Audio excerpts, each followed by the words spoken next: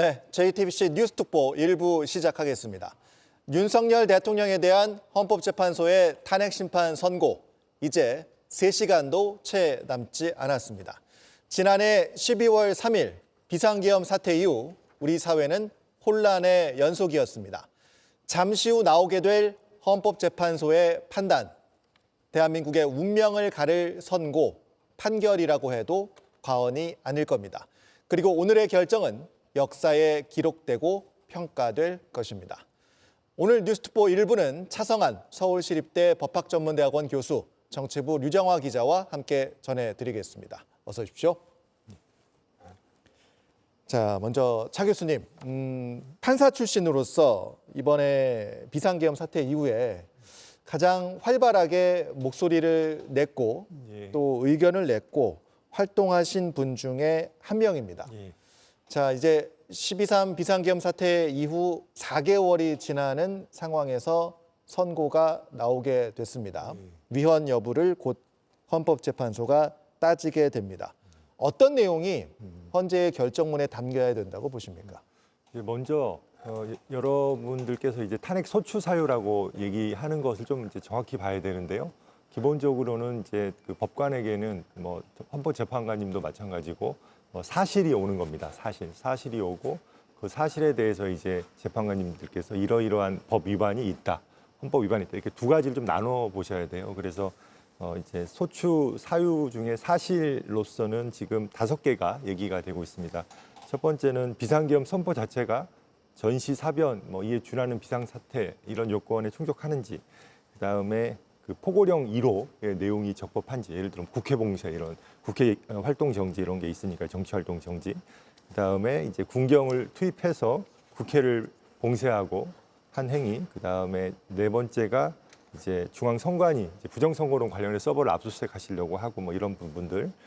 그리고 이제 마지막에 추가된 것이 이제 그 체포 지시죠. 국회의장이나 이제 그 5가지에 대해서 아마 판단을 할 것이고, 거기에 대해서 이제 각각 헌법 위반, 법률 위반이 있는지 그 사실을 가지고 하나하나 이제 따지게 될 것 같습니다.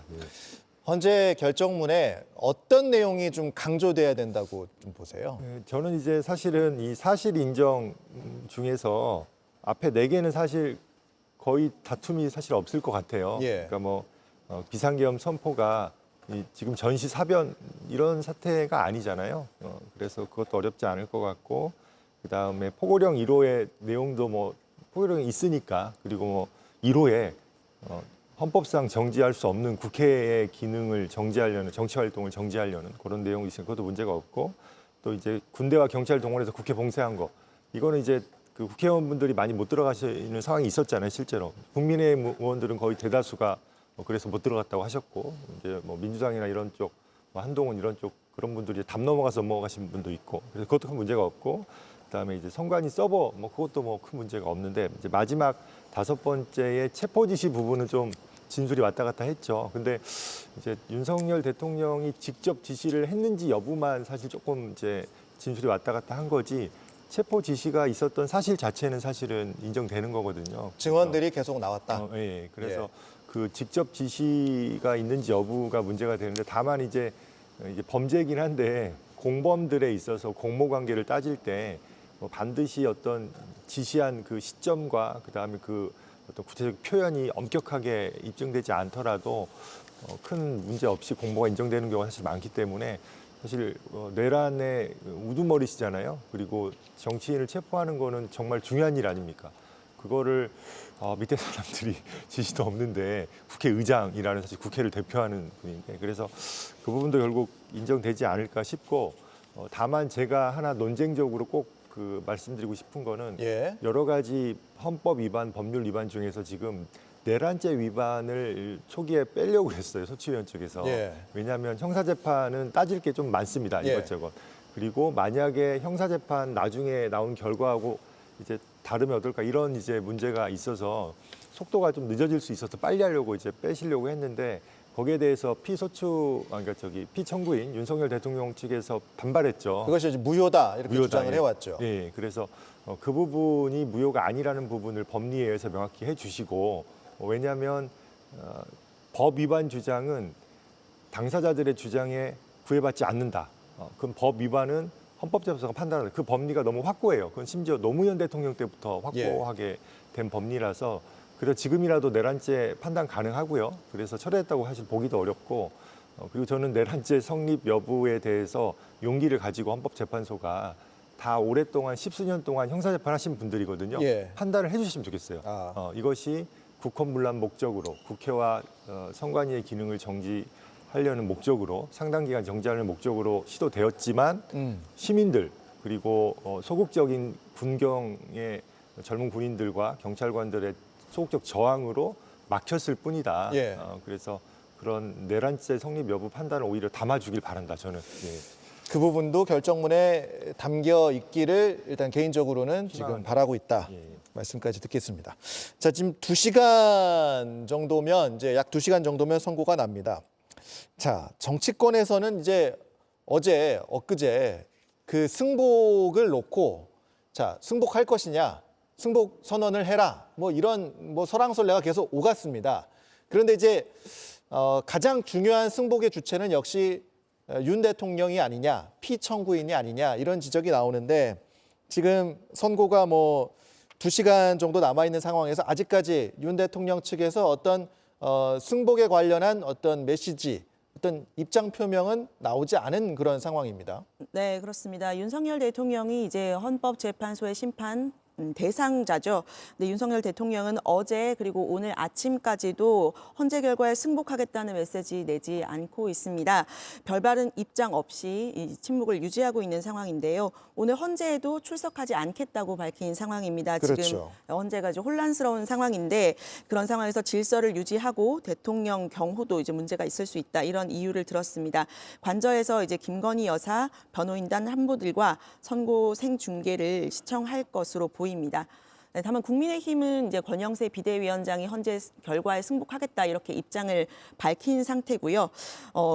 그렇기 때문에 국민의힘은 결과에 이제 승복을 할 것으로 보이고, 다만 민주당 같은 경우에는 이재명 대표가 이제 승복은 윤석열 대통령이 하는 것이다 이렇게 이야기를 한 바가 있습니다. 알겠습니다. 자, 그러면 지금 각 현장마다 저희 취재 기자들이 나가서 취재를 하고 있습니다. 각 현장을 연결해 보도록 하겠습니다. 먼저 헌법재판소부터 연결해서 상황을 알아보겠습니다. 헌법재판소 안에 김혜리 기자가 나가 있습니다. 자, 김 기자, 이제 선고 시작까지 2시간 30분도 안 남았습니다. 헌재 내부 상황은 지금 어떻습니까? 네, 헌법재판소 안은 대체로 차분한 분위기입니다. 모든 직원들이 잠시 후에 있을 선고 준비를 위해서 바쁘게 움직이고 있습니다. 취재진도 사전에 출입이 승인된 사람만 들어올 수가 있는데 이제 안에 들어오기 위해서는 안국역 인근에서부터 경찰의 출입증을 보여줘야 됩니다. 헌재 건물 안으로 들어오려면 이제 별도로 비표까지 착용을 해야 합니다. 저를 비롯한 현장 취재진들은 헌법재판관들이 출근하는 모습을 취재하기 위해서 헌재 정문 쪽에서 대기 중이었는데요. 정영식 재판관이 오전 6시 50분쯤 가장 먼저 출근을 했고요. 뒤이어 김복형, 정계선, 이미선, 김영두 재판관 등도 이제 경호를 받으면서 출근길에 모습을 드러냈습니다. 문영배 헌재소장 권한대행이 8시 20분쯤 가장 마지막으로 출근을 했습니다. 그동안은 재판관들의 출근길 취재가 금지가 됐었는데요.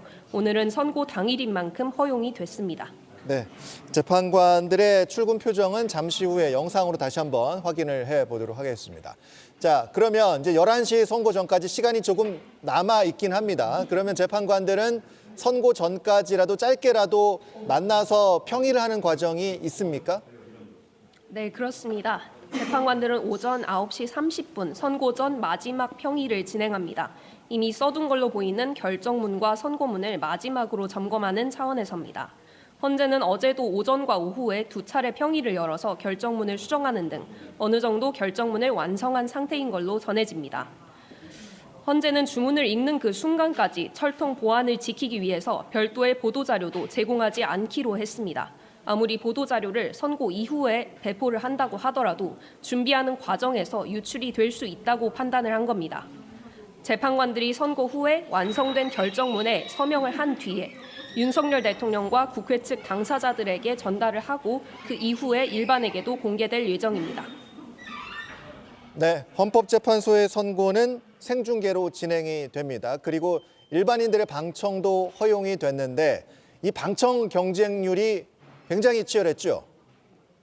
네, 맞습니다. 최종적으로 9만 6천 명이 넘는 방청 신청이 몰려서 4,818대 1 역대 최고 경쟁률로 방청객이 선정이 됐습니다. 일반인에 배정된 방청석은 20석에 불과했는데요. 선정된 방청객은 신분증을 제출하고 방청권을 교부받아서 입장을 하게 됩니다. 방청객으로 선정되지 못한 일반인들은 TV 생중계로 선고 과정을 지켜볼 수가 있습니다. 어제 헌법재판소 대심 판정에는 총 8대의 크고 작은 카메라와 음향 장비들이 설치됐습니다. 재판관 입장부터 주문 낭독 과정에서 양측의 표정 변화까지 모두 생생하게 지켜볼 수 있게 된 겁니다. 지금까지 헌법재판소에서 JTBC 김혜리입니다. 네, 이번에는 헌법재판소 바깥으로 가보겠습니다. 역시 현장 취재 기자가 취재하고 있습니다. 공다솜 기자 나와 있습니다. 자, 공 기자, 헌법재판소 근처 상황은 현재 어떻습니까? 네, 헌법재판소 근처는 현재 시위대와 행인들의 진입을 전면 차단한 상태입니다. 이렇게 경찰 버스와 펜스가 헌법재판소를 빙 둘러싸고 있는데요. 둘러싼 차벽만 150m가량으로 경찰 버스 160대와 일반 승합차 등 총 200여 대의 차량이 동원됐습니다. 차벽 안으로 들어오려면 취재진들도 신분증을 보여줘야 출입할 수 있고 통제구역 안에서도 통행로를 통한 이동만 가능합니다. 헌법재판소 청사 안으로 들어갈 때도 정문 앞에서 삼엄한 신분 확인 절차를 거쳤습니다. 헌법재판관 등 헌재 관계자들도 차분한 분위기 속에서 차량을 이용해 오늘 아침부터 출근했습니다. 헌재 근처뿐만 아니라 오늘 서울 곳곳이 통제되는 그런 상황인 거죠? 네, 맞습니다. 헌법재판소와 가장 가까운 지하철역인 안국역은 오늘 첫 차부터 열차가 서지 않고 모든 출입구가 전면 폐쇄됐습니다. 안국역 사거리도 차량 통행이 전면 통제됐고 공공자전거 등의 이용도 제한됩니다. 안국 인근 상가나 은행 점포들도 문을 열지 않았고 안국역과 헌법재판소 인근의 기업들도 전면 재택근무로 전환해 일하고 있습니다. 이외에도 광화문과 세종대로 한남동과 국회 앞 등에서도 시내버스가 임시 우회하고 거나 서지 않고 무정차 통과할 것으로 보입니다. 헌법재판소 바깥에서는 이제 탄핵 찬반 집회도 함께 진행이 되고 있습니다. 상황 어떻습니까? 네, 탄핵 찬성 집회 측은 어제부터 안국역 인근에서 철야 농성을 진행했습니다. 오늘 오전 10시부터 선고를 1시간 앞두고 같은 장소에서 시민 결의 대회를 열 것으로 보입니다.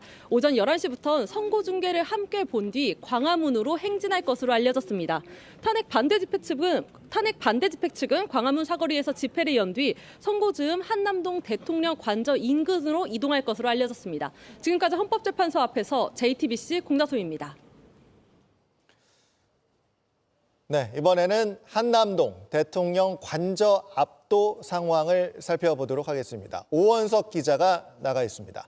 자, 오 기자, 선고까지 시간이 점점 다가오면서 그곳의 긴장감도 높아지고 있을 것 같습니다. 현장 상황 어떻습니까? 네, 날이 밝아오면서 탄핵 반대 측 그리고 탄핵 찬성 측 집회 인원들은 물론이고 이곳에 배치된 경찰 인력들 모두 잔뜩 긴장한 모습입니다. 저는 지금 한남동 대통령 관저 입구 바로 옆에 나와 있는데요. 제 뒤쪽 흰색 철문이 대통령 관저로 올라가는 입구입니다. 윤석열 대통령이 오늘 헌재에 출석하는 대신 이곳 관저에서 선고 결과를 지켜보겠다고 한 만큼 이곳에서의 집회 인원도 점차 불어나고 있습니다. 취재진은 새벽부터 이곳에 나와 상황을 좀 지켜봤는데요. 탄핵 반대를 주장하는 윤 대통령 지지자들은 밤샘 집회를 이곳에서 이어왔습니다. 약 100명이었던 밤샘 집회 인원에 더해 현재는 집회 인원이 1000명 가까이까지 불어난 상황입니다. 조금 전인 오전 7시부터는 대형 스피커를 통해 윤 대통령을 응원하는 목소리까지 흘러나오고 있습니다. 그러니까 관저 앞으로 사람들이 계속 모여들고 있다고 하니까 긴장감이 계속 커지는 그런 상황으로 보입니다.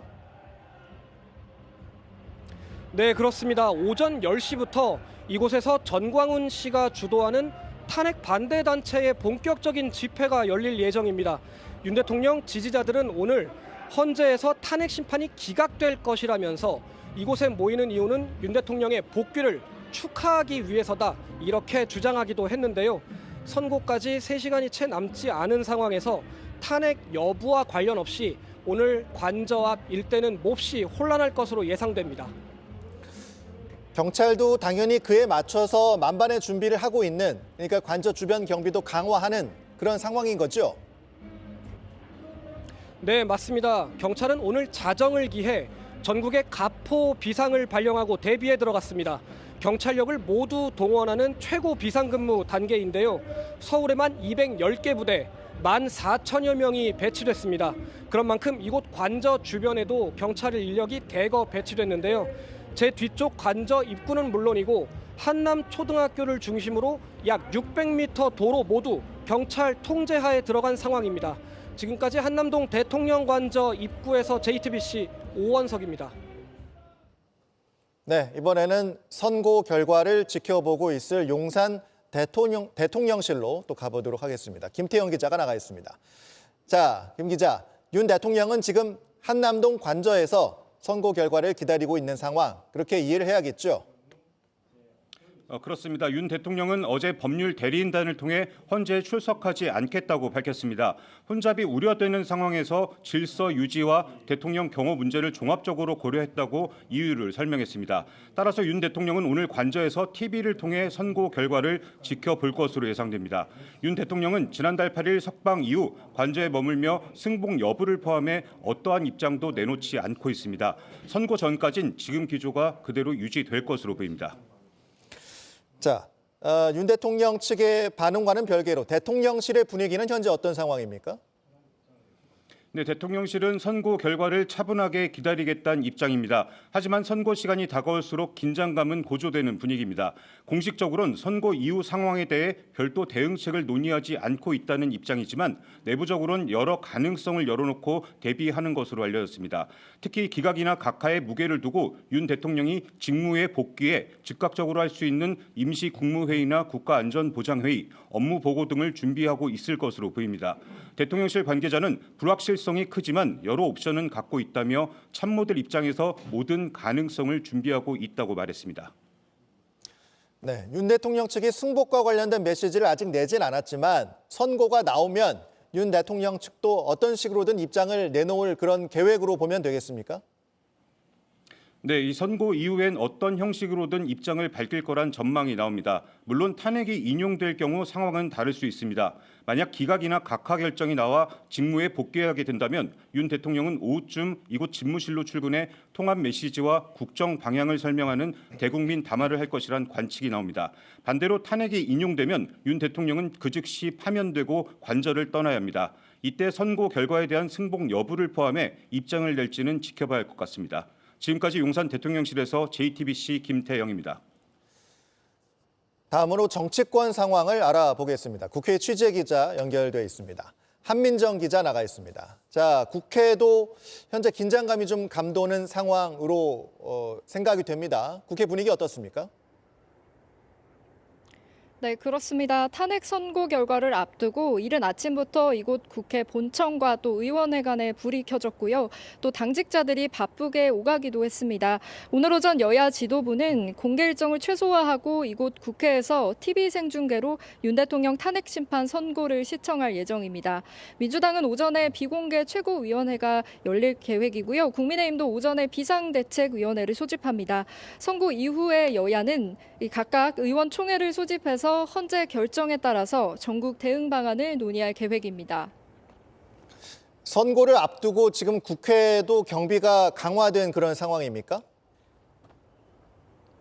네, 선고 당일인 오늘 아침에도 제가 이곳 국회에 들어올 때 이 국회를 출입하는 이들의 출입증을 일일이 확인하는 그런 모습이었습니다. 국회 사무처는 어제부터 이번 주 일요일 밤 12시까지 이 외부인의 출입을 제한하는 보안 태세를 끌어올렸습니다. 국회에 진입할 수 있는 7개의 문 가운데 3개의 문이 폐쇄된 상태고요. 기자회견이나 세미나와 같은 행사에 외부인이 참여할 수 없습니다. 그리고 여야는 막판까지 어떤 메시지를 내고 있는 그런 상황입니까? 네, 그렇습니다. 여야는 전날까지 각각 윤 대통령의 직무 복귀 그리고 즉각 파면을 촉구하면서 막판 여론전을 펼쳤습니다. 권영세 국민의힘 비상대책위원장은 헌재가 국민이 납득할 수 있는 공정한 판결을 해야 갈등과 혼란이 최소화된다 이렇게 말했습니다.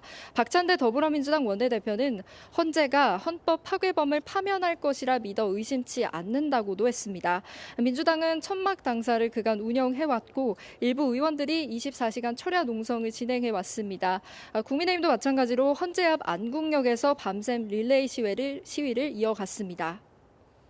네, 선거 결과가 어떻게 나오든 간에 이제 정치권은 그 후폭풍이 몰아닥칠 것이고 바쁘게 움직이는 그런 상황으로 봐야 되겠죠.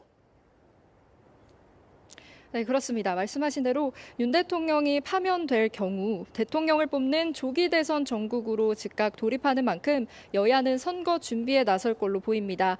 하지만 만약 기각이나 각하 결정이 나올 경우 윤 대통령은 즉각 직무에 복귀하게 되는데요.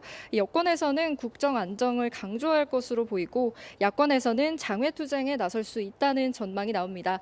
지금까지 국회에서 JTBC 한민정입니다. 네, 현장 취재 기자들 연결해서 상황 살펴봤습니다. 앞서 헌재 안에 이제 취재 기자를 연결했을 때 헌법재판관들이 모두 일찍 출근을 완료했고 11시에 선고 전에 조금의 시간이 있기 때문에 간단한 평의를 한 번 더 할 것이다 이렇게 상황을 전달해 줬는데 헌법재판관들의 출근 모습이 그동안은 공개가 되지 않았는데 오늘은 선고 당일인 만큼 헌법재판관들의 출근 영상이 취재가 허용이 됐습니다. 관련 영상을 좀 보겠습니다. 정형식 재판관의 출근하는 모습이고요. 가장 먼저 출근을 했습니다. 오늘은 이제 재판관들의 어떤 표정을 선고 당일만큼 볼 수가 있는 상황이고요.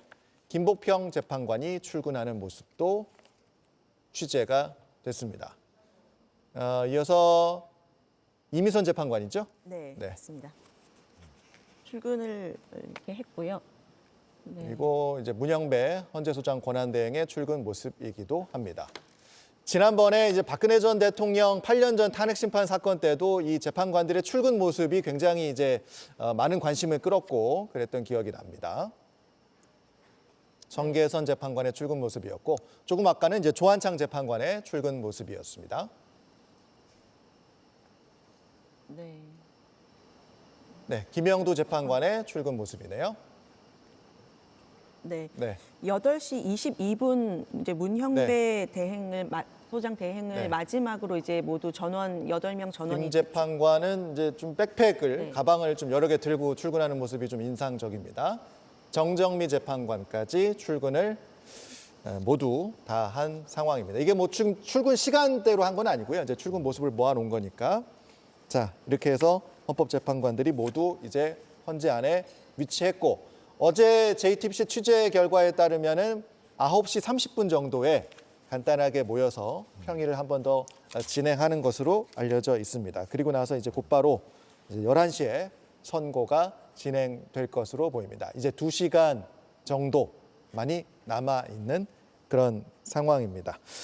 자, 류정화 기자, 앞서 다시 한번 정리를 했지만 탄핵 소추 사유 5개를 간략하게라도 다시 한번 좀 정리를 하고 이야기를 이어가도록 하겠습니다. 네, 윤석열 대통령에 대한 탄핵 소추안 사유는 5가지입니다. 첫 번째는 이제 비상계엄 선포 과정에 대한 건데요. 이 국무회의가 있었느냐 이 부분도 이제 중요한 부분인데 5분 국무회의가 있었다고 하죠. 이제 회의록도 없었고 이제 한덕수 국무총리 같은 경우에도 이제 회의록 인정하기 어렵다 이런 이야기를 한 바가 있습니다. 절차상의 흠결이 있었느냐 없었느냐. 네, 그렇습니다. 예. 그리고 비상계엄을 선포할 요건이 됐었느냐 안 됐었느냐 이런 부분들이 쟁점에 올라가 있습니다. 네, 그렇습니다. 그 헌법 89조에 따르면 이제 계엄과 그 해제에 대해서는 국무임이 심의를 거쳐야 한다고 규정을 했는데 예. 실질적인 심의가 있었느냐 이런 부분도 이제 쟁점이 될 수 있을 네. 것이고요. 회의록도 작성되지가 않고 개회 선포도 없었고 이렇기 때문에 좀 정상적인 국무회의라고 보기 힘들다 이런 증언들이 좀 있었습니다. 예. 두 번째 쟁점은 이제 포고령 1호에 대한 부분인데요. 예. 포고령 1호 이제 국회 정치 활동이 금지하는 조항이 첫머리부터 있습니다. 이 계엄 국면에서도 국회 정치 활동을 금지하는 것은 헌법으로 금지가 되어 있기 때문에 예. 허용이 되는 부분이 아닌데 이 부분이 들어가 있었죠. 이 부분 하나만으로도 이제 좀 위법하다, 중대한 위법이다 이렇게 보시는 헌법자들이 많은 것으로 이제 알려져 있고요. 네. 이제 세 번째는 국회 봉쇄 부분입니다. 군과 경찰을 활용해서 국회를 물리력을 동원해서 봉쇄를 했느냐, 그리고 정치인들 체포조를 동원한 것으로 이제 알려져 있는데 실제 체포 지시가 있었는지 방금 전에 이제 차성원 교수님도 말씀을 하셨지만 윤석열 대통령이 직접 지시를 했는지 여부는 좀 더 확인이 필요한 부분이지만 지시 자체가 있었고 그런 시도가 있었다는 건 분명하기 때문에 그런 부분도 쟁점이라고 할 수가 있겠고요. 관련된 증언들은 이제 헌재 심판 변론 중에 이루어지기도 했습니다.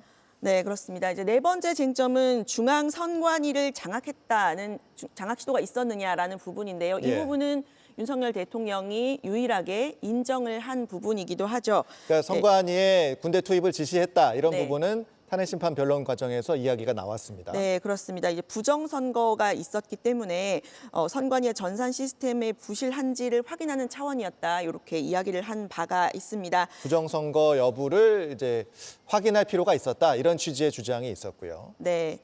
마지막 다섯 번째 쟁점은 법관에 대한 체포 지시가 있었느냐라는 부분인데요. 이 법정에서 증언을 하지 않았지만 이제 조지호 경찰청장은 여기에 이제 이재명 민주당 대표에 대한 무죄 판결을 했던 김동연 판사도 있었다 이런 진술을 이제 검찰에서 한 것으로 알려집니다. 하지만 이제 대통령은 이제 이 부분에 대해서 줄곧 부인하고 있고 검찰 진술 조서도 증거로 채택해서는 안 된다 이런 입장을 이야기를 한 바가 있습니다. 이렇게 다섯 가지 쟁점에 대해서 오늘 이제 헌법 재판관들이 각자 이제 쟁점에 대해서 의견을 밝힐 것으로 보입니다. 네. 차 교수님께 드리기 전에 잠시 그 현장 화면들을 좀 보여주시죠. 자, 오늘은 긴장감이 굉장히 높아지는 날이기 때문에 헌재 주변 또 광화문, 대통령 관저 앞 수많은 시민들이 몰려들고 있는 상황입니다. 지금 현재 화면은 이 시각 안국역 상황입니다. 헌재 인근이고요. 그 헌재의 한 150m 지점까지는 진공 상태여서 그 안으로는 진입을 할 수 없습니다만 그 바깥에 있는 지역에서 시민들이 함께 모여 있는 상황입니다. 자, 이 부분이 이제 가운데 있는 부분이 헌법재판소 건물입니다. 보시면 그 150m 이내, 그러니까 진공 상태가 된 부분이 저 차벽으로 둘러싸여져 있는 부분입니다. 저 안에서는 어떤 특정한 출입 허가를 받아야만 안쪽으로 이동을 할 수가 있습니다. 네. 사람뿐만 교통 통제가 됐을 뿐만 아니라 이제 인원들도 이제 신분증을 확인하고 엄격하게 이제 통제를 제한하고 있고요. 네, 현재 보여드리고 있는 화면은 또 탄핵을 촉구하는 집회 현장입니다. 광화문 현장입니다. 탄핵을 촉구하는 시민들이 함께 모여서 잠시 후 진행될 헌법재판소의 선고를 다 함께 지켜보기 위해서 현재 대기하고 있는 상황입니다. 자, 탄핵 반대 집회 측도 광화문에 위치해 있는 상황입니다. 탄핵 반대 집회 측에서도 헌재 선고를 함께 지켜볼 것으로 보입니다. 이 그림은 대통령 한남동 관저 앞이라고 합니다. 이 시각 대통령 관저 앞 모습이었습니다. 자, 현장 상황들은 계속해서 시시각각 바뀌는 대로 또 발빠르게 전해드리도록 하겠습니다. 아직까지는 선고가 나기 전이기 때문에 특별하게 어떤 위급한 상황이나 이런 상황이 펼쳐지고 있진 않은 상황인데 헌재 선고가 난 이후에는 또 돌발 변수들이 좀 발생할 수 있는 상황이어서 계속해서 주시해서 현장 상황을 살펴보도록 하겠습니다. 자, 차 교수님, 예. 탄핵 소추 사유 5개 정리를 해봤습니다. 예. 이 5개 가운데 헌법재판관들이 한 가지만이라도 예. 중대한 헌법 위반 사유가 된다라고 판단하면 예. 그것이 이제 파면 사유로 이어지는 예, 맞습니다. 그런 예. 구조인 것이죠. 예. 그 박근혜 대통령 때도 여러 가지 탄핵 소추 사유가 있었지만 예. 결국 제 기억에는 한두 개로 그냥 인정하고요. 중요한 건 그 하나라도 파면을 정당화할 정도로 중대한가 그 여부 판단만 되면 됩니다. 근데 다만 이 사건에서는 합리적인 어떤 법관 경험도 있으시니까 예. 재판을 담당하는 사람이 사실관계를 살폈을 때는 저는 5가지 다 인정이 아마 가능하다라고 생각을 합니다. 아까 이제 체포 지시가 증언이 일부 좀 엇갈렸죠. 예. 하지만 그에 부합하는 증언을 하신 분들도 분명히 있거든요. 예. 몇 분 정도. 그래서 그 부분도 아마 인정이 될 것 같아요. 다만 이제 그게 꼭 필요하지는 않습니다. 예. 그래서 중요한 거는 이 가장 본질적인 거는 내란죄 부분 플러스 그다음에 이제 비상계엄의 요건 요 2개가 이제 연결돼 있는데요. 사실은 그 비상계엄을 선포해서 국회를 봉쇄하고 그다음에 이제 선관위를 봉쇄하고 이러한 행위들 자체는 인정이 될 거고 그것이 헌법과 그다음에 계엄법을 위반했다라는 것도 명백합니다. 그래서 사실은 그 내란죄 부분을 판단하지 않더라도요. 다른 법 위반이 너무 명백해서 그걸로도 사실은 위반을 인정하는 데 문제가 없습니다. 다만 이제 제가 내란죄 인정을 요청하는 거는 원래 내란죄를 빼려고 했던 거는 그게 인정이 어려워서가 아니고요. 늦어지니까요. 탄핵 심판의 속도를 내기 위해서. 맞습니다. 예. 근데 지금 이미 늦춰질 만큼 늦춰졌잖아요. 예. 근데 늦춰진 이유는 제가 보기에는 다른 사건과 함께하는 바람에 이제 그렇게 된 건데. 예. 그래서 어차피 늦춰진 것이고 그리고 지금 계몽령이라고 하시잖아요. 예. 계몽령의 본질은 뭐냐면 원래 국헌 물론 목적이라고 내란죄는 이제 국회나 그다음에 그 어떤 헌법기관 선관위 의 기능을 정지하거나 헌법과 법률의 기능을 소멸시키려는 그런 의도가 있어야 됩니다. 근데 그 목적이 상당 기간 지속될 것을 요구하거든요. 근데 이제 이렇게 얘기하는 겁니다. 2~3시간밖에 지속되지 않지 않았느냐. 그러니까 애초에 경고성 계엄이었다. 근데 이제 중요한 것은 판례에 의하면 실제 지속된 기간이 아니라요. 애초에 비상계엄 선포를 하고 국회와 선관위를 봉쇄할 때 그때 상당 기간 지속시킬 목적으로 했는가. 그게 중요합니다. 그래서 실제 시간이 아니라. 예, 그렇죠. 그런데 그것이 실패했다. 예. 그것은 내란죄 성립에 아무런 영향이 없다. 이게 5.18 판결문에 너무 명백하게 써 있고요. 근데 이 사건 한번 보시죠. 그러니까 만약에 그렇게 2~3시간 내로 끝내려고 했다면 계엄 해제 요구를 왜 봉쇄하려고 했습니까? 딱 10분 풀렸거든요. 다시 봉쇄했어요. 그리고 이제 국민의힘 의원들의 존재 자체가 그것을 입증하죠. 본인들 얘기하셨거든요. 봉쇄해서 못 들어갔다고. 국회를 들어가는 과정에서. 예, 예. 그래서 그 부분이나 아니면은 이제 국회 정치 활동을 금지하는 포고령 1호 내용 자체가 그거 자체가 상당 기간의 정지를 목적으로 하잖아요.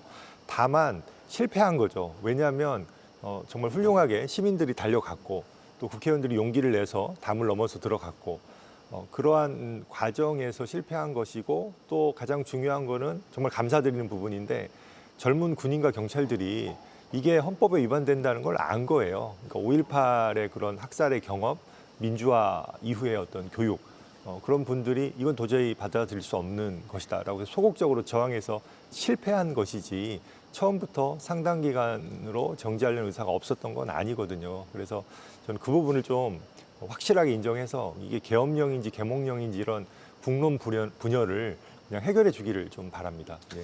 헌법재판소의 이 선고가 예. 이 국론 분열을 다시 한번 이제 막아낼 수 있는 예, 그런 계기가 되길 바란다. 맞습니다. 이런 취지로 이해를 하겠습니다. 예. 자, 이 선고가 이제 2시간도 채 남지 않은 상황, 9시 4분을 지나가고 있습니다. 현장 화면들을 계속 보내드리고 있습니다.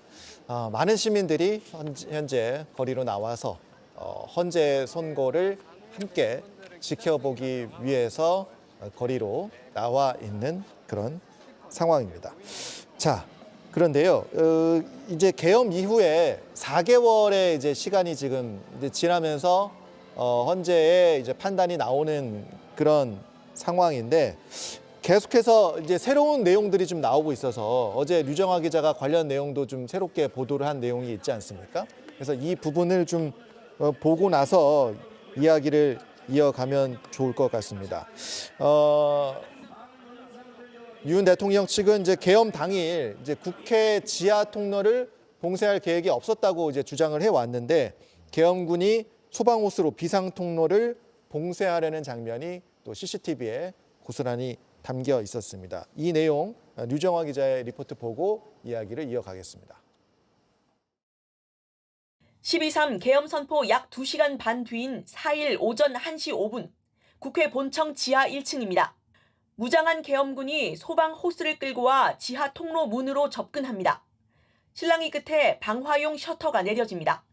계엄 해제 표결이 이루어지는 본회의장 건물과 국회의원 사무실이 있는 의원회관 사이 비상 통로를 봉쇄하려 한 정황입니다. 계엄군이 소방호스로 문을 묶어 봉쇄를 시도했고요. 방화 셔터를 내려서 그 계엄군이 봉쇄하는 걸 방화 셔터로 막아버립니다. 당시는 국회가 계엄 해제를 의결한 지 4분 후였습니다. 이 사실을 모르고 있던 계엄군은 계속 비상통로 봉쇄 시도를 한 겁니다. 국회 사무처 측은 계엄 해제 결의안이 이미 통과됐다는 사실을 알려주면서 지하 통로 통제는 사무처 권한이라며 계엄군의 봉쇄를 막았다고 설명했습니다.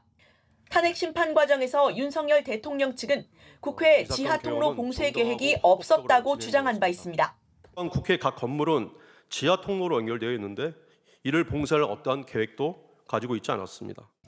또 윤 대통령 측은 경고성 계엄임을 강조하는 과정에서 당시 의원회관에 국회의원들이 많이 머무르고 있다는 점을 미리 알고 있었다고도 했습니다.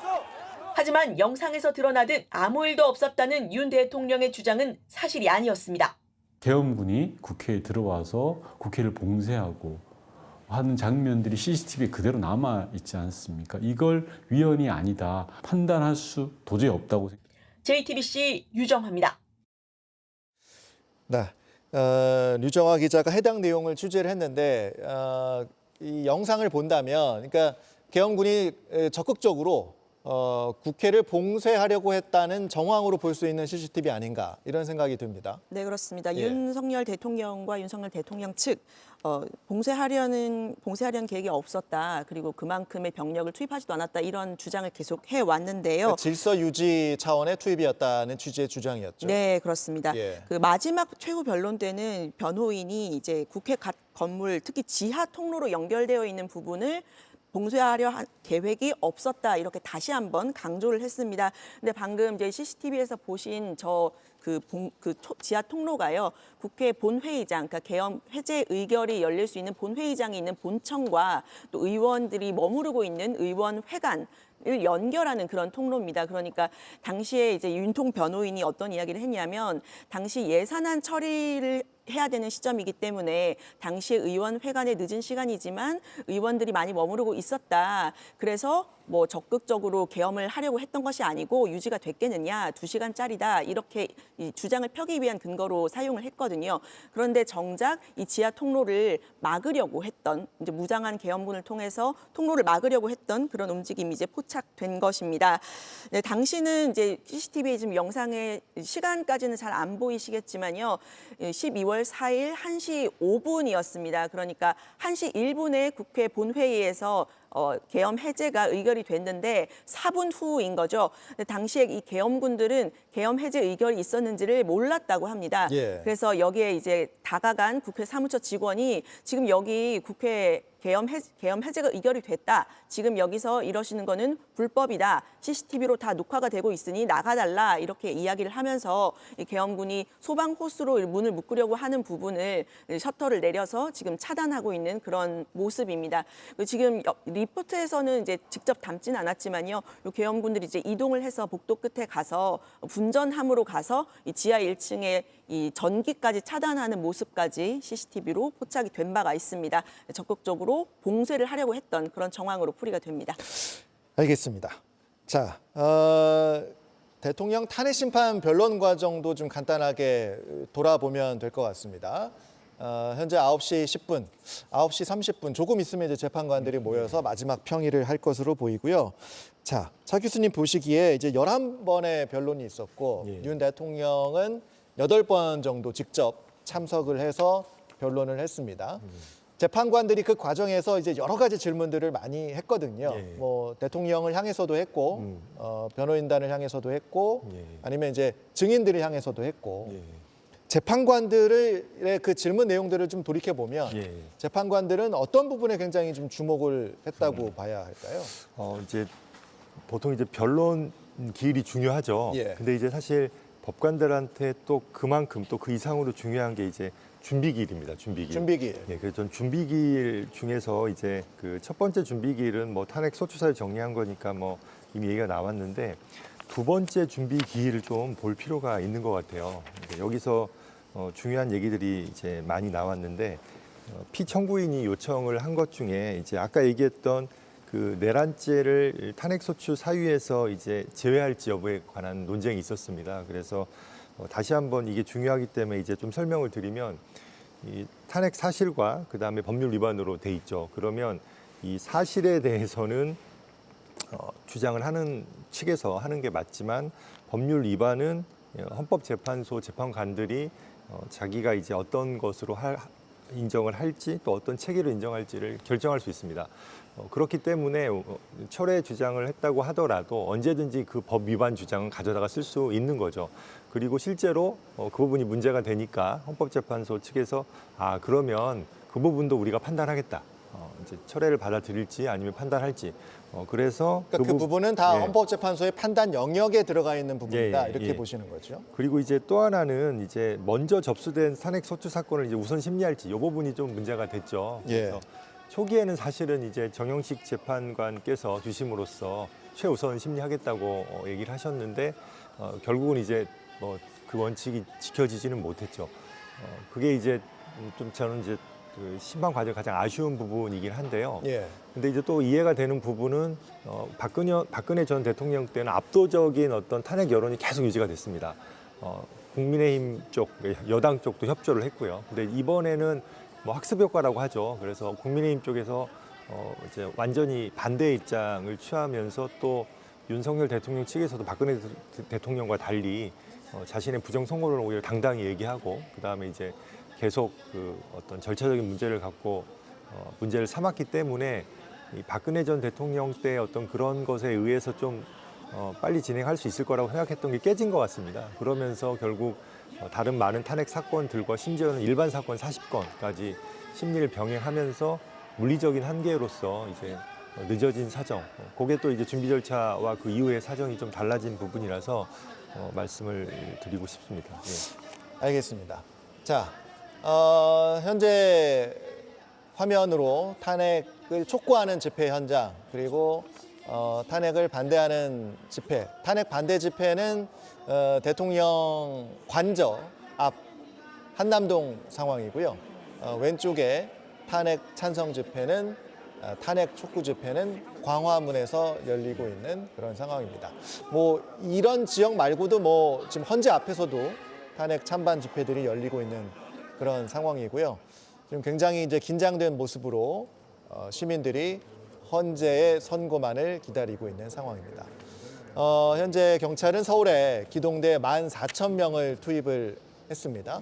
유정화 기자, 오늘은 지금 어제가 을호 비상이었고 오늘은 이제 갑호 비상이 내려져 있는 상황. 그러니까 한 단계 격상이 됐고 이 갑호 비상이 이제 최고 단계인 거잖아요. 그렇습니다. 오늘 0시를 기준으로 해서 갑호 비상령이 내려졌습니다.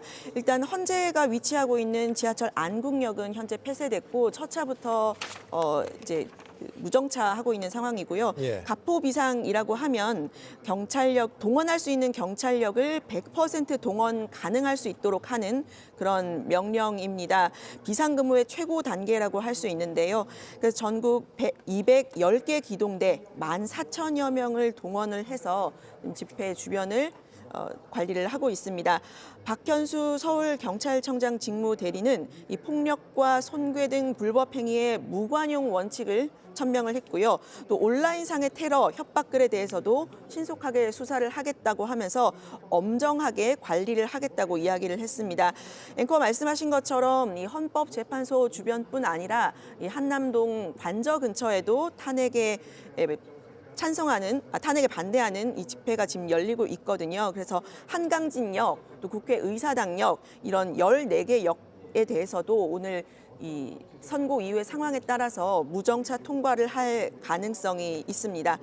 이 현재 이제 안국역 주변은 아까 말씀하신 것처럼 진공 상태로 지금 관리가 되고 있는데요. 이 진공 상태가 끝나는 부분에는 서쪽으로는 탄핵 반대 집회가 또 동쪽으로는 광화문 쪽으로는 탄핵 찬성 집회가 지금 이루어지고 있는 상황입니다. 그래서 선고 시에 이 격앙된 사람들이 충돌을 할 수 있기 때문에 중간에 이제 완충지대도 두겠다 이렇게 이야기를 해 두고 있는 상황이고요.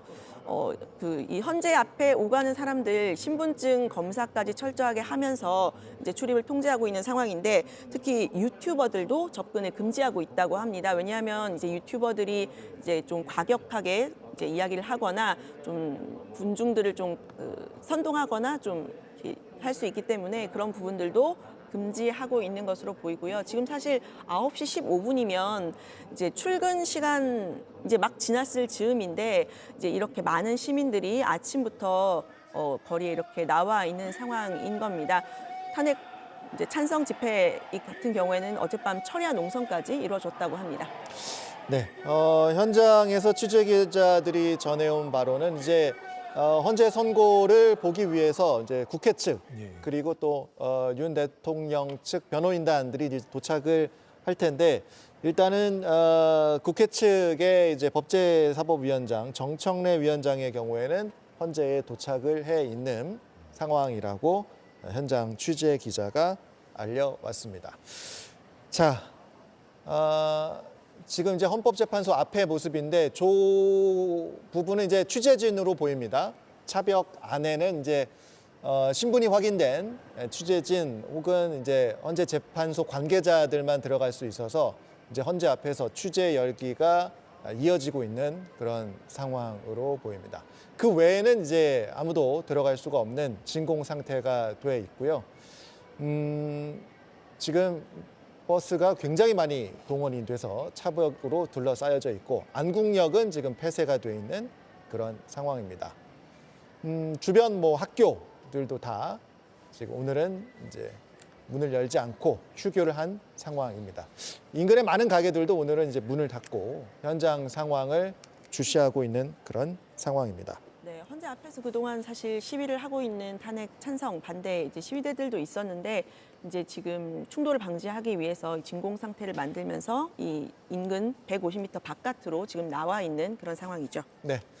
자, 현장 그림 또 잠시 후에 또 좀 보여드리기도 하고 그간에 11차례에 걸친 윤 대통령의 탄핵 심판 변론 내용을 분석을 해봤습니다.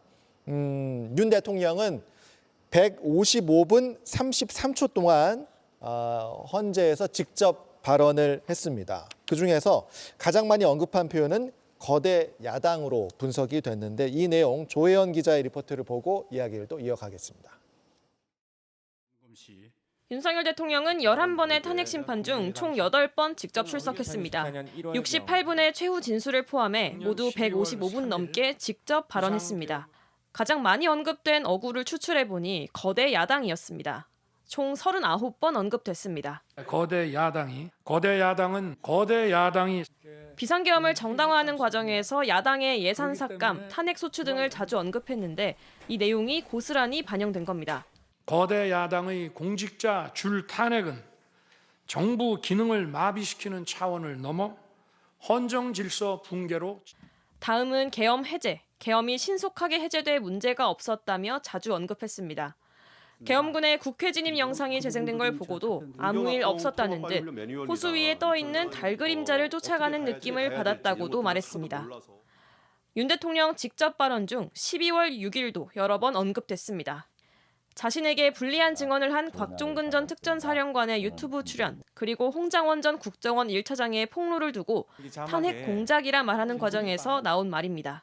12월 6일 바로 이 홍장원의 공작과 12월 6일 우리 특전사령관의 김병주 TV 출연부터 국민에 대한 사과는 혼란과 불편을 끼쳐 죄송하다는 식의 말만 있었는데 155분이 넘는 발언 중 단 3문장에 불과했습니다.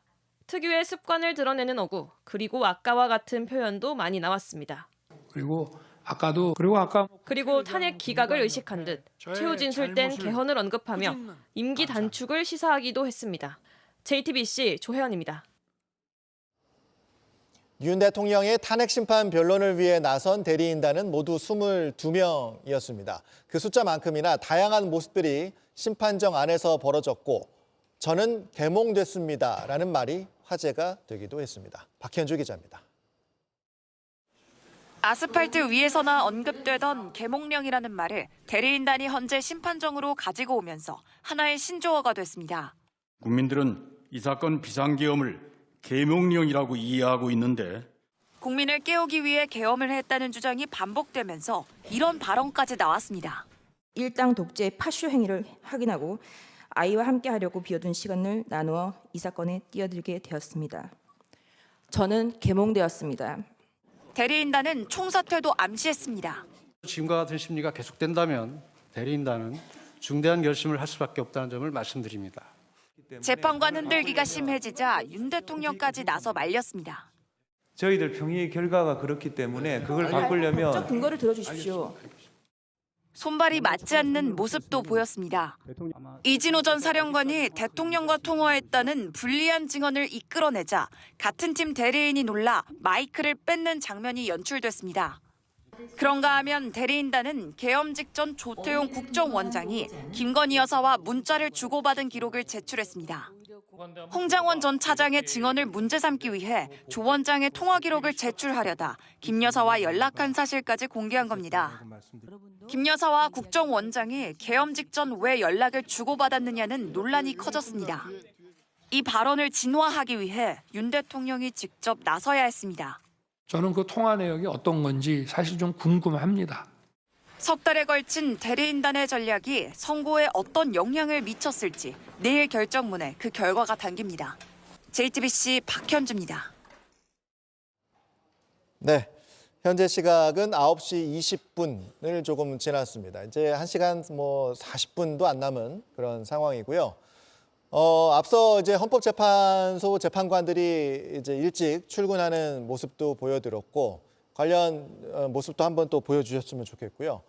자, 취재 결과를 저희가 어제 취재를 한 바에 따르면 앞서 취재 기자도 헌재 앞에서 전해줬습니다만 11시 선고 전에 간단하게 재판관들이 이제 모여서 한 번 더 평의 같은 걸 이제 한다고 합니다. 그게 한 9시 반 정도면 이제 모여서 간단하게 얘기를 하고 이제 그게 끝나면 이제 곧바로 선고가 될 것 같은데, 자, 차 교수님 보시기에 이제 재판관들이 마지막으로 모이면 마지막으로 어떤 얘기를 하고 어떤 점검을 하게 될까요?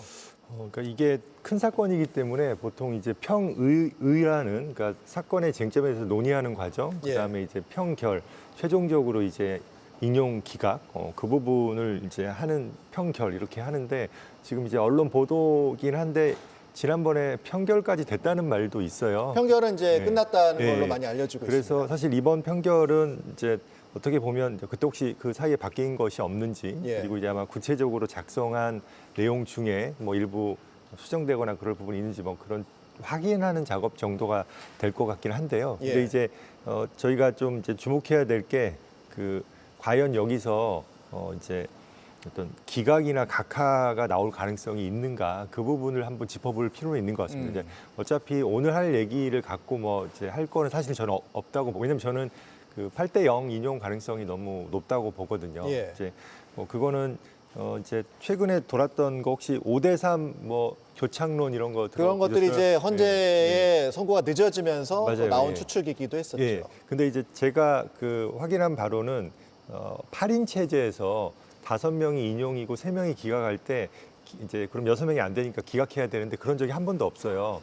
왜냐하면 그러면 한 명이 합류하면요 결론이 바뀔 수 있잖아요. 6대 3으로.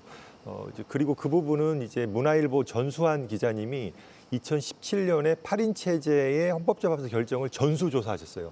단 한 건도 5명이 인용해서 3명이 기각 또는 각하여서 기각된 게 없습니다. 그래서 헌재가 그런 전례를 지킬 것이고 그러면 결국 4대 4 기각 외에는 생각할 수가 없어요. 근데 이제 탄핵 그 기각을 예측하는 분들조차도 4명이나 기각이 나올 거라 생각 안 해요. 근데 이제 하나 믿는 게 뭐냐면 각하를 얘기를 해요. 각하 가능성이 있다. 근데 이제 제가 하나하나 그냥 간단히 짚어드리면 먼저 고도의 통치행위 이런 말 들어보셨죠? 대통령의 비상계엄은 고도의 통치행위다. 그런데 이미 김영삼 대통령 때 금융실명제를 긴급재정명령이라는 비상대권으로 했거든요. 그거 다 판단했습니다. 그리고 대법원에서 72년에 유신 때 박정희 대통령이 했던 비상계엄도 판단했고요. 5.18 비상계엄도 판단해서 범죄라면 처벌할 수 있다고 했습니다. 판례들이 쌓여 있다. 쌓여 있죠. 그래서 이건 아웃입니다. 제가 보기에는. 그리고 이제 법제사법위원회의 조사를 거쳐서 탄핵 소추를 했어야 된다. 할 수 있다예요. 이건 뭐 문제되지 않고요. 그다음에 일사부재의 원칙에 반했다. 1차 소추 결의 실패했었던 거 기억나죠? 그래서 저도 이제 집회하러 갔었는데 2번째도 가고 그래서 실질적으로 동일한 거를 일주일인가 만에 했으니까 일사부재의 즉 같은 회기 중에 동일한 안건을 올리지 못합니다. 그런데 임시회를 한 번 더 열었어요. 그리고 임시회별로 같은 회기를 판단한다는 것은 이미 그 공수처 사개추위 관련한 헌재 결정에서 있습니다. 이것도 아웃입니다. 절차상의 문제는 없다. 예, 그래서 남는 것은 사실은 탄핵 소추권 남용? 심지어는 표현이 좀 그런데 검찰이나 검사나 아니면 뭐 다른 탄핵 사건들이 있었잖아요. 거기에서 그거는 사실 탄핵 사유가 좀 적고 기각됐잖아요. 근데 거기서도 그 경우에도 탄핵 소추권 남용은 아니다라고 했어요. 그래서 이것도 아웃이고요. 결국 이제 남는 것은 이제 조서 문제가 하나 좀 남습니다. 그 부분은 조금 저는 이제 검찰 조서를 증거로 채택할 것이냐 이 문제. 그건 한번 좀 논의가 될 가치는 있는데 학설이 대립하거든요. 예. 근데 이거는 뭐냐면 증거 능력의 문제예요. 설사 이게 인정된더라도 일부 검찰 조서가 날아갈 뿐이죠. 그래서 다른 증인이나 이런 게 너무 확고하기 때문에 아무 문제가 없어요. 그리고 이제 헌법재판소는 처음부터 끝까지 박근혜 전 대통령뿐만 아니라 거의 모든 헌재 사건에서 수사 기록 다 받았어요. 예. 그리고 그 증거 능력, 전문 법칙 뭐 이런 것들은 헌법재판소의 어떤 특성을 고려해서 적법성이 인정되는 예를 들어서 변호인 참관, 그다음에 이제 그 조서에 이제 제대로 확인하고 했는지 서명 날인을 했는지 그런 부분들을 다 확인했냐가 되면 인정을 한다고 했고 실제로 가장 주목해야 될 게 뭐냐면 10차 변론 때 그 조지호 경찰청장 좀 몸이 아프셔서 나올까 말까 하다 마지막에 나오셨잖아요. 이분한테도 물어봐요. 변호인 입회했느냐 그리고 조서 이거 다 확인했느냐 서명했느냐. 이 말은 뭐냐면 처음 준비 절차부터 끝까지 재판 진행할 때 조서의 적법성은 헌법재판소가 확립한 기준에 따라 한다. 그것을 드러낸 거죠. 그래서 사실 이것도 일관된 기준이 있었다. 그렇죠. 이것도 헌재에. 아웃이에요. 결국 각하도 가능성이 없습니다. 그러면 이건 인용으로밖에 생각할 수 없는 상황인 거죠. 알겠습니다. 자, 헌법재판소의 선고 이제 9시 30분을 향해 가고 있는 그런 상황입니다. 자, 류정화 기자가 그러면 오늘 헌법재판소의 그 선고 결과에 따른 이제 여러 가지 발생할 수 있는 시나리오가 있잖아요. 간단하게 좀 정리를 해볼까요? 네, 그렇습니다. 일단 탄핵안이 인용되는 경우 그리고 혹은 기각이나 각하되는 경우가 있을 텐데요. 탄핵안이 만약에 인용이 되게 되면 윤석열 대통령의 즉시 파면이 됩니다. 그래서 관저를 떠나서 서초동 사저로 이동을 해야 되는데요. 지금 윤 대통령이 아까 말씀드린 것처럼 아직은 승복하겠다는 입장을 밝히지 않은 상태입니다. 인용이 될 경우에 이제 입장을 밝힐지 이 부분은 아직까지도 불투명한 상황인데요. 특히 기각의 무게를 두고 있기 때문에 더더욱 인용 시의 입장을 밝힐지가 지금 불투명한 상황입니다. 다만 탄핵 반대 시위대 그러니까 본인의 지지자에 대해서는 메시지를 낼 가능성도 없지 않다는 이야기가 나오거든요. 예전에 이 서부지법 폭동 했던 그 시위자들에게 메시지를 낸 바가 있었죠.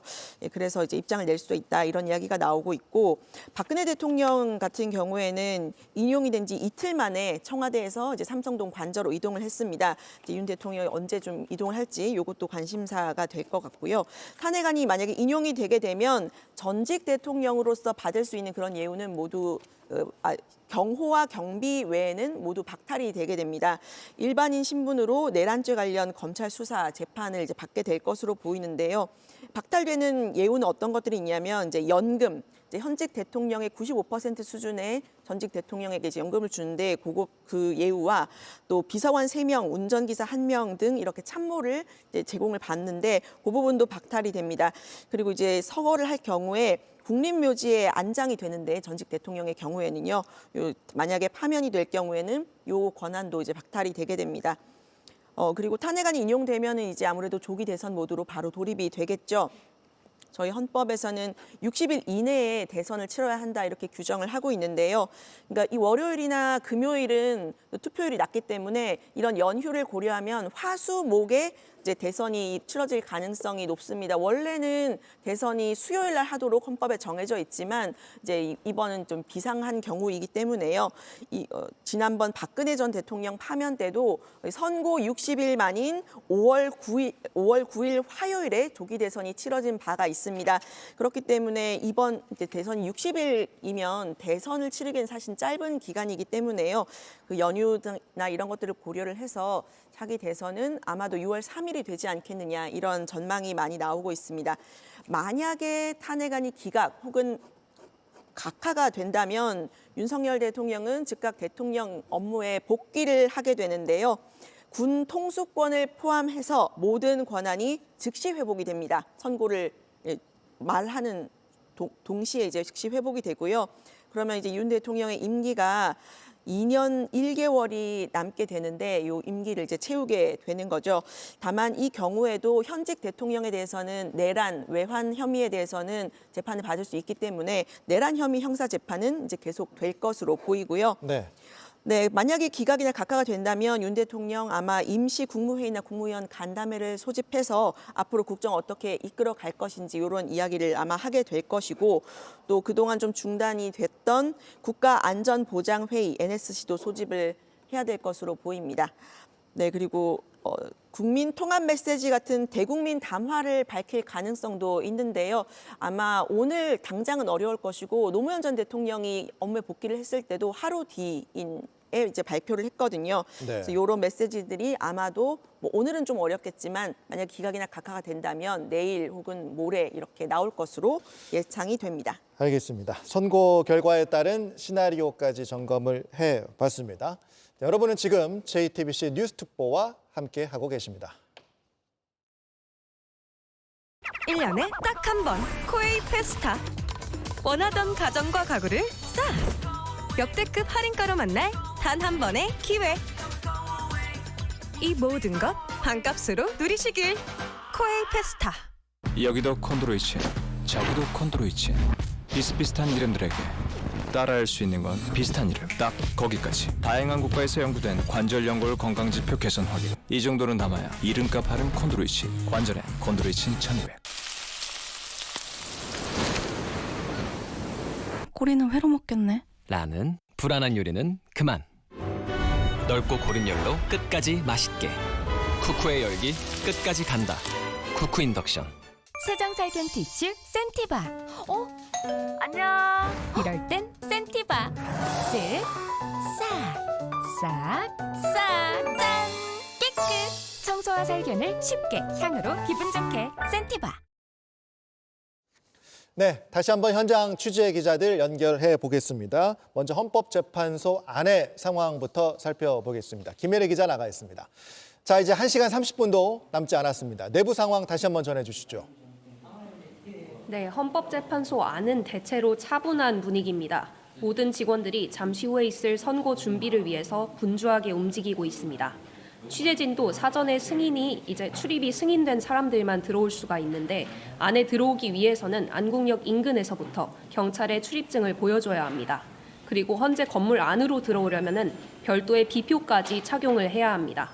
저를 비롯한 현장 취재진들은 이제 헌법재판관들의 출근하는 모습을 취재하기 위해서 현재 정문에서 대기 중이었는데요. 정영식 재판관이 6시 50분쯤 가장 먼저 출근을 했고요. 문영배 헌재소장 권한대행이 8시 20분쯤 가장 마지막으로 출근을 했습니다. 그동안은 재판관들의 출근길 취재가 금지가 됐었는데요.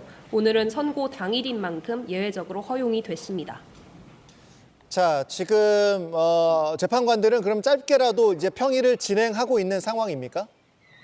그렇습니다. 헌법재판관들은 좀 전부터 선고 전 마지막 평의에 들어갔습니다. 이미 써둔 걸로 보이는 결정문과 선고문을 최종 점검하는 차원에서입니다. 헌재는 어제도 오전과 오후 두 차례 평의를 열어서 결정문을 수정하는 등 어느 정도 결정문을 완성한 상태인 걸로 전해집니다. 헌재는 주문을 읽는 그 순간까지 철통 보안을 지키기 위해서 별도의 보도자료도 제공하지 않기로 했습니다. 아무리 보도자료를 선고 이후에 배포를 한다고 하더라도 준비하는 과정에서 유출이 될 수 있다고 판단을 한 겁니다. 재판관들이 선고 후에 완성된 결정문에 서명을 한 뒤에 윤석열 대통령과 국회 측 당사자들에게 전달을 하고 그 이후에 일반에도 공개가 될 예정입니다. 네, 그리고 이제 일반인 방청객들도 도착을 속속할 것 같은데 방청 경쟁률이 엄청 치열했죠? 그렇습니다. 최종적으로 9만 6천 명이 넘는 방청 신청이 몰려서 4,818대 1 역대 최고 경쟁률로 방청객이 선정이 됐습니다. 일반인에게 배정된 좌석은 이제 20석에 불과했는데요. 선정된 방청객은 신분증을 제출을 하고 방청권을 교부받아서 입장을 하게 됩니다. 방청객으로 선정되지 못한 일반인들은 TV 생중계로 선고 과정을 지켜볼 수가 있습니다. 어제 헌법재판소 대심 판정에는 총 8대의 크고 작은 카메라랑 음향 장비가 설치가 됐습니다. 재판관 입장부터 주문 낭독 과정에서 양측의 표정 변화까지 모두 생생하게 지켜볼 수 있게 됐습니다. 지금까지 헌법재판소에서 JTBC 김혜리입니다. 이번엔 헌법재판소 밖에 취재기자 한 번 더 연결하겠습니다. 공다솜 기자 나가 있습니다. 자, 헌재 근처 상황, 시민들이 많이 모여들고 있는 그런 상황이죠? 네, 다만 헌법재판소 근처는 현재 시위대와 행인들의 진입을 전면 차단한 상태입니다. 이렇게 경찰 버스와 펜스가 헌법재판소를 빙 둘러싸고 있는데요. 둘러싼 차벽만 150m가량으로 경찰 버스 160대와 일반 승합차 등 총 200여 대의 차량이 동원됐습니다. 차벽 안으로 들어오려면 취재진도 신분증을 제시해야 들어올 수 있고 헌법재판소 청사 안으로 들어가기 위해선 더욱 삼엄한 신원 확인 절차를 거치고 있습니다. 헌법재판관 등 헌재 관계자들은 8시쯤부터 차분한 분위기 속에서 차량을 이용해 출근했는데 선고가 1시간 반도 채 남지 않은 지금 헌법재판소 근처엔 외신 등 취재진들과 경찰 병력이 모이며 점차 분주해지고 있는 분위기입니다. 오늘 서울 곳곳도 통제되는 그런 상황이죠? 네, 맞습니다. 헌법재판소와 가장 가까운 지하철역인 안국역은 오늘 첫 차부터 열차가 서지 않으며 무정차로 지나가고 있습니다. 안국역 사거리의 차량도 전면 통제됐고 공공자전거의 이용도 제한되고 있습니다. 인근 상가나 은행 점포들도 문을 열지 않았고 안국역 주변의 기업들도 전면 재택근무로 전환해 일하고 있습니다. 이외에도 광화문과 세종대로 한남동과 국회 인근에서도 시내버스가 임시 우회하거나 서지 않고 무정차 통과할 것으로 보입니다. 헌재 인근의 탄핵 찬반 집회 상황은 현재 어떻습니까? 네, 탄핵 찬성 집회 측은 어제부터 안국역 인근에서 철야 농성을 진행했습니다. 곧 있는 10시부터는 선고를 1시간 앞두고 같은 장소에서 시민 결의 대회를 열 것으로 보입니다. 오전 11시부터는 선고 중계를 함께 시청한 뒤 광화문 농성장까지 행진할 것으로 보이고요. 탄핵 반대 집회 측은 광화문 사거리에서 집회를 연 뒤 선고 즈음엔 한남동의 대통령 관저 인근으로 이동할 것으로 보입니다. 지금까지 헌법재판소 앞에서 JTBC 공다솜입니다. 한남동의 대통령 관저 앞도 한 번 더 연결하겠습니다. 오원석 기자 나가 있습니다. 자, 이제 1시간 남은 상황, 긴장감 계속 높아지고 있습니까? 그곳 상황? 네, 그렇습니다. 날이 완전히 밝아오면서 탄핵 반대 측과 찬성 측 집회 참가자들은 물론이고 이곳에 배치된 경찰 인력들까지 몹시 긴장한 모습입니다. 저는 지금 한남동 대통령 관저 입구 바로 옆에 나와 있습니다. 제 뒤쪽으로 보이는 검은색 펜스 뒤쪽이 대통령 관저로 올라가는 길목입니다. 저는 1시간 전에도 바로 이곳에서 현장 상황을 생중계로 전해드렸었는데요. 그때까지만 해도 일반 시민들과 기자들 통행이 가능했습니다. 그러나 지금은 일반 시민들과 기자들 통행까지 전면적으로 통제할 정도로 긴장감이 극에 달한 모습입니다. 윤석열 대통령이 오늘 헌재에 출석하는 대신 이곳 관저에서 선고 결과를 지켜보겠다고 한 만큼 이곳 집회 규모 역시 점차 늘어나고 있는데요. 취재진은 새벽부터 이곳에서 집회 상황을 좀 지켜봤습니다. 탄핵 반대를 주장하는 윤 대통령 지지자들은 밤샘 집회를 벌였고요. 지금 더 집회 규모가 커지고 있습니다. 100명 정도였던 밤샘 집회 인원에 더해서 지금은 집회 인원이 1000여 명 가까이까지 불어난 상황입니다. 지금도 집회가 커지고 있고 또 선고 결과에 따라서도 집회가 더 커질 수도 있고 굉장히 긴장감이 높아가는 상황이군요. 네, 그렇습니다. 오전 10시부터 전광훈 씨가 주도하는 탄핵 반대 단체의 본격적인 집회가 이곳에서 시작됩니다. 이 때문에 조금 전인 오전 9시부터는 관저와 가장 가까운 지하철 6호선 한강진역이 무정차 통과 조치가 내려졌습니다. 윤 대통령 지지자들은 오늘 헌재에서 탄핵 심판이 기각될 거라면서 윤 대통령의 복귀를 축하하기 위해 이곳에 모이는 거다 이렇게 주장하기도 했는데요. 선고까지 1시간 반도 채 남지 않은 상황에서 탄핵 여부와 관련 없이 오늘 이곳은 하루 종일 몹시 혼란할 것으로 예상됩니다. 네, 헌재 앞뿐만 아니라 관저 주변도 혼란한 상황. 경찰도 대비를 충분히 하고 있는 거죠? 네, 맞습니다. 경찰은 오늘 자정을 기해 전국에 가포 비상을 발령했습니다. 경찰력을 모두 동원하는 최고 비상근무 단계입니다. 서울에만 210개 부대, 그리고 14,000명을 집중적으로 배치했습니다. 그런 만큼 이곳 관저 주변도 경찰이 대거 투입돼 지키고 있는데요. 제 뒤쪽 관저 입구는 물론이고 한남초등학교 바로 옆에 있는 대로변 약 600m 구간이 모두 경찰 통제하에 들어갔습니다. 지금까지 한남동 대통령 관저 앞에서 JTBC 오원석입니다.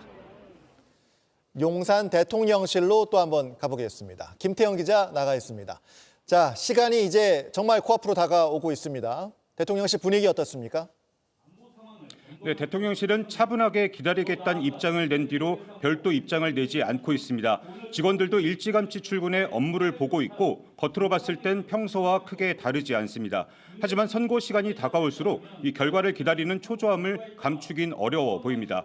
대통령실은 공식적으로는 선고 이후 상황에 대해 별도 대응책을 논의하지 않고 있다는 입장이지만 내부적으로는 여러 가능성을 열어놓고 대비하고 있는 것으로 알려졌습니다.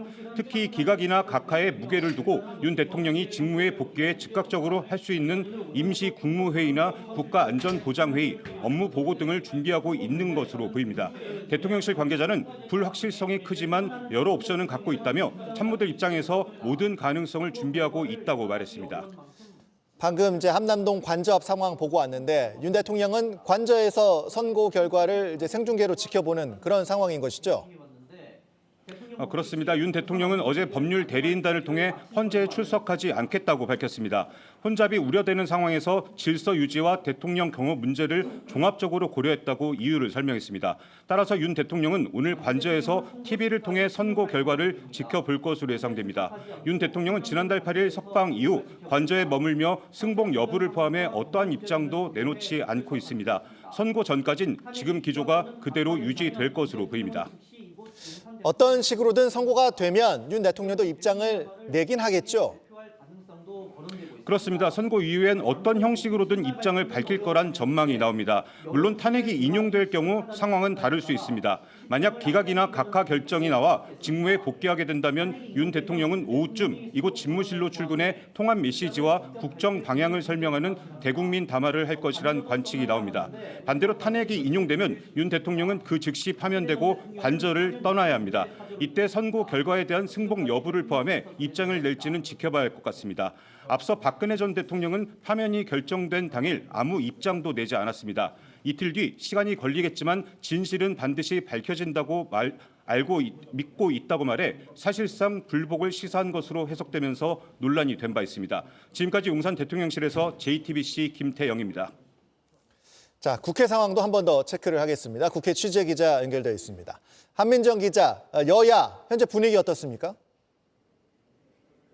네, 저희 취재진도 새벽부터 이곳 상황을 계속해서 지켜보고 있는데요. 탄핵 선고 결과를 앞두고 이른 아침부터 국회 본청과 의원회관에 불이 켜져 있었습니다. 그리고 당직자들이 일찍 출근해서 이 상황을 예의주시하고 있습니다. 여야 모두 침착하게 이 상황을 지켜보는 분위기입니다. 이곳 오전에 여야 지도부는 공개 일정을 최소화하고 이곳 국회에서 TV 생중계로 윤 대통령의 선고 결과를 시청할 계획입니다. 민주당은 이재명 대표 등 지도부가 이 비공개 최고위원회의를 열 계획인데요. 국민의힘도 오전에 비상대책위원회를 소집합니다. 선고 이후에 여야는 각각 의원총회를 열고 대응 방안을 논의할 계획입니다. 자, 선고 시간이 다가오고 있습니다. 국회 경비 현재 강화된 상태죠? 그렇습니다. 선고 당일인 오늘 아침 국회에 출입하는 이들의 출입증을 일일이 확인하는 모습을 볼 수 있었습니다. 이 국회는 외곽 출입문 중에서 일부만 개방을 했고요. 경비를 강화해서 외부인의 출입을 제한하고 있습니다. 혹시라도 있을지 모를 돌발 상황이나 테러를 대비하기 위한 걸로 보입니다. 네, 지금까지 국회에서 한민정 기자가 전해드렸습니다. 자, 여러분은 지금 JTBC 뉴스특보와 함께하고 계십니다. 노블. 디자인으로 공간을 혁신한 노블. 이번엔 넓은 공간으로 청정 능력을 확장하다. 대형 공간까지 청정하는 컴팩트 사이즈. 코에이 노블. 건강한 뼈는 단단한 뼈를 말하는 거죠. 뭐? 그런 당연한 소리를. 그럼 그대로 챙기시죠. 단단하게. 기능성 원료인 유단백 추출물 인체 적용 시험 결과 골밀도 골강도 증가 확인. 약해진 뼈를 단단하게. 뼈엔 MVP. 여유롭게, 나답게, 나를 되찾는 시간. 타임리스 뷰티, 고훈진. 어른들에게 벤퍼벨S가 왜 필요하냐고? 체력 저하, 육체 피로, 신경통. 벤퍼벨 S로 한 번에 패스! 빠르게 회복하고 오래 지속되는 어른들의 피로회복제 벤퍼벨 S! 네, 윤석열 대통령에 대한 헌법재판소의 탄핵 심판 선고 오전 11시에 진행이 됩니다. 이제는 정말 1시간 정도밖에 시간이 남지 않은 상황입니다. 앞서 말씀드린 것처럼 우리 사회는 혼란의 연속이었습니다. 그리고 잠시 후에 나오게 될 이 헌법재판소의 판단, 대한민국의 운명을 가를 선고, 판결이라고 해도 과언이 아닐 겁니다. 그리고 오늘의 결정이 역사에 기록되고 평가될 것입니다. 뉴스특보 1부는 여기서 마치도록 하겠습니다. 계속해서 뉴스특보를 통해서 헌재 생중계 선고를 계속 전해드리도록 하겠습니다. 많은 시청 바랍니다. 시청해주신 여러분 고맙습니다.